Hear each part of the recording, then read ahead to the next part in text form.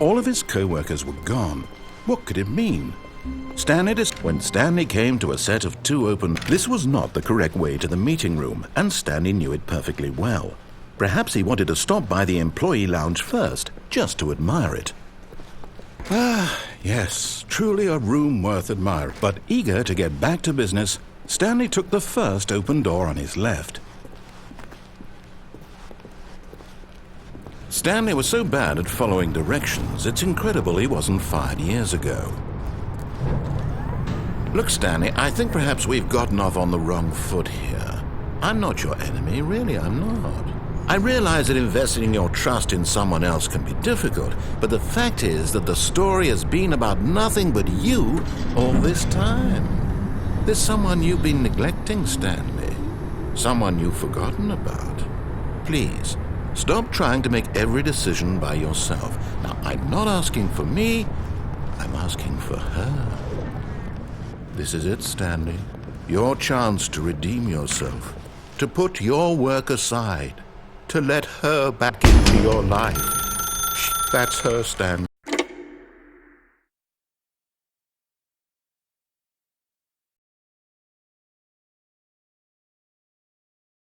Oh, Stanley, is that you? Hold on, sweetie. Sorry to keep you waiting. I'm just pulling the bread out of the oven. All right. Okay, there we go. All right, now, I want you to come in and tell me all about your day. Gotcha! Oh, come on. Did you actually think you had a loving wife who'd want to commit their life to you? I'm trying to make a point here, Stanley. I'm trying to get you to see something. Come inside. Let me show you what's really going on here.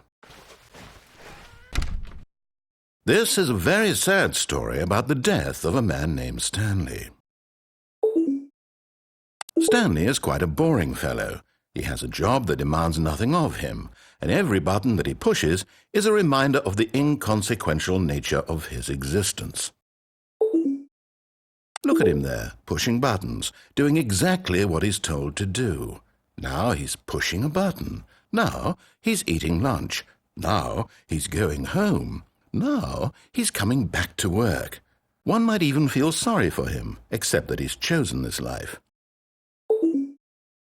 But in his mind, he can go on fantastic adventures.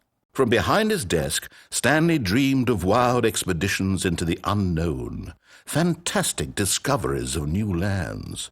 It was wonderful, and each day that he returned to work was a reminder that none of it would ever happen to him. And so he began to fantasize about his own job. First, he imagined that one day while at work, he stepped up from his desk to realize that all of his co-workers, his boss, everyone in the building had suddenly vanished off the face of the earth. The thought excited him terribly. So he went further. He imagined that he came to 2 open doors and that he could go through either. At last, choice. It barely even mattered what lay behind each door. The mere thought that his decisions would mean something was almost too wonderful to behold. As he wandered through this fantasy world, he began to fill it with many possible paths and destinations. Down one path lay an enormous round room with monitors and mind controls. And down another was a yellow line that weaved in many directions. And down another was a game with a baby. And he called it the Stanley Parable. It was such a wonderful fantasy, and so in his head he relived it again, and then again, and again, over and over, wishing beyond hope that it would never end, that he might always feel this free. Surely there's an answer down some new path, mustn't there be? Perhaps if he played just one more time. But there is no answer. How could there possibly be? In reality, all he's doing is pushing the same buttons he always has. Nothing has changed. The longer he spends here, the more invested he gets, the more he forgets which life is the real one. And I'm trying to tell him this, that in this world he can never be anything but an observer, that as long as he remains here, he's slowly killing himself. But he won't listen to me. He won't stop. Here, watch this. Stanley, the next time the screen asks you to push a button, Do not do it. You see? Can he just not hear me?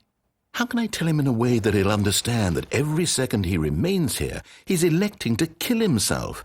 How can I get him to see what I see? How can I make him look at himself? I suppose I can't, not in the way I want him to. But I don't make the rules. I simply play to my intended purpose, the same as Stanley. We're not so different, I suppose. I'll try once more to convey all this to him. I'm compelled to. I must. Perhaps, well, maybe this time he'll see. Maybe this time.